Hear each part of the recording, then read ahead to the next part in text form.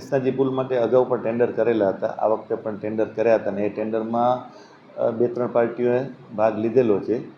જે હવે નેક્સ્ટ કારોબારીમાં એ ટેન્ડર ખુલશે અને ટેન્ડર ખુલ્યા બાદ એમને જે રીતે કામ કઈ રીતે સ્ટાર્ટ કરવું, લગભગ આ ચોમાસા પછી એમનું કામ સ્ટાર્ટ થાય એવું દેખાય છે.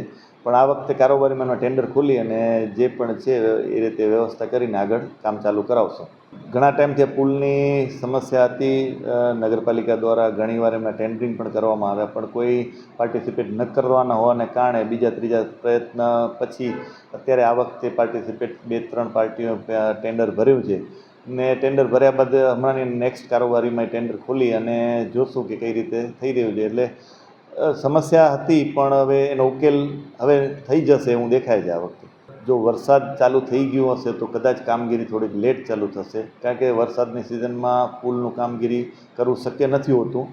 તો 2-3 મહિના બાદ એનું કામ સ્ટાર્ટ થઈ જાય, મગર પણ એક સ્ટેજ આગળ વધશું એવું દેખાય છે અત્યારે. सागर लक्ष्मी एग्री सीड्स ना एरंडा बियारण स्टार्ट ऑन। લીલા લીલા છોડવાને એરંડા ભરપૂર, સુકારામાં ટકી રહે ને ઉપજ ભરપૂર.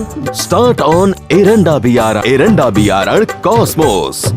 લાંબી જાચેરી માળોમાં શક્તિ છે ભરપૂર, સુકારો ઓછો ને પાકે ઉપજ લખલૂટ. कॉस्मोस